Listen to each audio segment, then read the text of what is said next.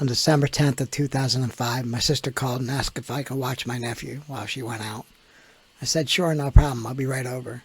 I hopped on my Jeep Cherokee bicycle, which has a weed whacker engine, and woke up on the side of the road with the EMTs over me, a nasty head wound, broken ribs, and a serious case of road rash. It was 10:30 a.m. and I was plowed. They were loading me in the ambulance when I came to and refused medical attention. My sister was a nurse working at Jupiter Medical Center ER. She came over and glued my eyebrow back on with Dermabond, told me I should just get a gun and kill myself rather than drink myself to death. On December 14th of 2005, I crawled into my first AA meeting ever with what would look like an open head wound, broken ribs, and I identified myself as a problem drinker. Someone from the Living Sober group in Hopestown, Florida gave me a very tiny big book. That little book changed my life. Not because I read it, but because it had Living Sober written on it. I kept up my problem drinking, and on January 7th of 2006, my nephew saw the Living Sober written on the little big book and asked me, "How long have you been living sober?" with such a look of concern on his face. That really hit home. I've been drinking since I was his age. I quit drinking on January 8th of 2006. On January 9th of 2006, I picked up my first and only white chip. My life in sobriety. I got a sponsor and started working steps 1 through 3. Was told I had to be rigorously honest in order to stay sober, make 90 meetings in 90 days. No relationships for the first year. No problem, said a guy riding a Jeep Cherokee bike with a motor who hadn't been in a relationship for 10 years. I made it 3 weeks, and Pam offered me a ride to the spaghetti dinner. We started dating a week later. Yep, 3 weeks sober, and I definitely had no clue what love is. My first sponsor called me out for working the 13th step in front of a bunch of other AA members. I had to look up what the 13th step was. I fired him. I thought he was working for Heineken anyways. I got a new sponsor, Dan, who eventually became my best friend. I walked into the DMV with my completed ADAP sheet and said, "Hi, my name is Rich, and I am an alcoholic." She looked at me, smiled, and gave me my license with a safe driver stamp. I became the coffee maker for 3 days a week for 4 years. I worked the steps, made meetings almost every day. I started a successful business with Pam. We got engaged a year later. Just before our wedding, she was diagnosed with throat cancer. We spent 3 months going through chemo and radiation in Gainesville. Upon coming home, Pam went to stay with a friend's house. And I was calling her that night, and she didn't answer. Her friend called me the next morning. She said she had crushed her OxyContin, and that Pam wouldn't stop talking, so she gave her 8 of her own Xanax, and she was non-responsive. I told her to call 911. Me and my sponsor, Dan, beat the ambulance to the hospital. She arrived with doll eyes. Her brain scan said she was gone.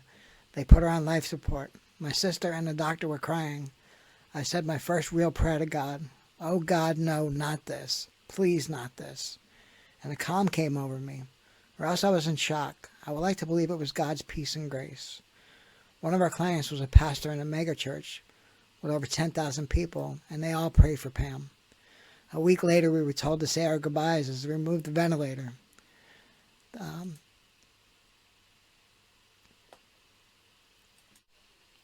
As they were removing the tube, she opened her eyes, and she said, "No visitors." God had brought Pam back to life. Pam had major brain damage, and she worked hard to come back. A year later, they discovered lung cancer, and she started treatment for that. For 5 years, we went through cancer treatments and clinical trials. AA was there for us with love and support through our journey.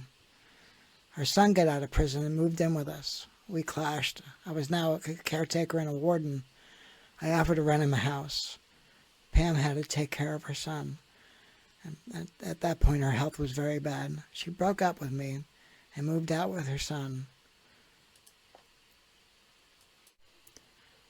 Dan was always there for me. I learned what true love really is. We went to meetings almost every day. Afterwards, we would grab dinner. Ed and Rich, it looks I tripped over Anna. uh, and I've got some bleeding on my brain. It's there. I'm seeing a neurosurgeon tonight. It should be, and they said it's nothing to worry about. They're just going to keep me for observation. Probably be released tomorrow morning. It's not a big deal.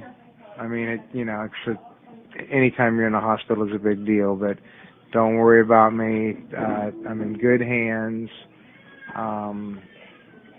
Liz, of course, is right here by my side, so all is well. And I guess I'll have to watch the Super Bowl. or whatever movie's running opposite it. Things are good. I love you both. Thank you very much. I'll talk to you later. God bless you.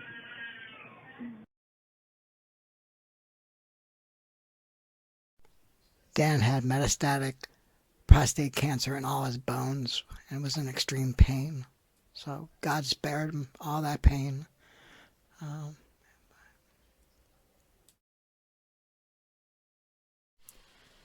few months after Dan passed, Ed, a 70-year-old in the program, told me about an online dating site at our dinner after the meeting. I was ready to find real love, so I posted my profile.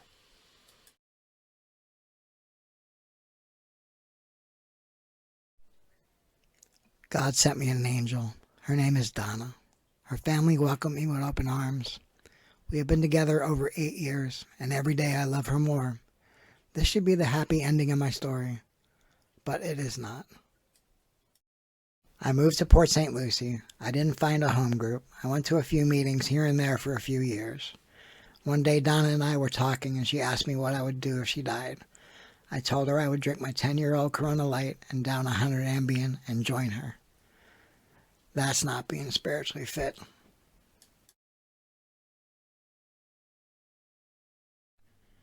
AA has to come first in my life. Without AA, I would drink and eventually die. I would rather die sober trying to help other alcoholics to achieve sobriety. I am so blessed to have all of you in my life.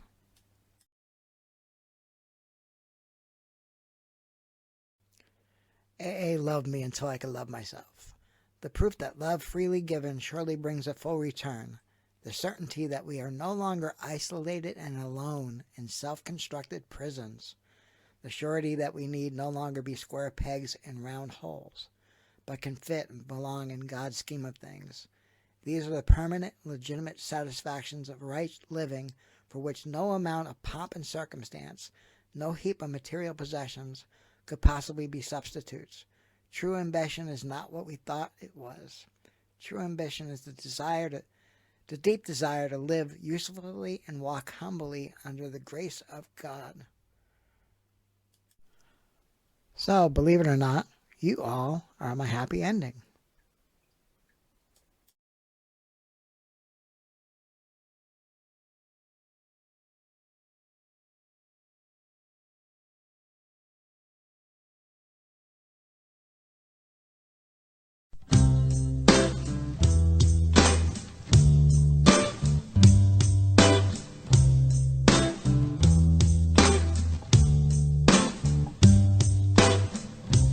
If I mount up through the heavens, way on out beyond the stars,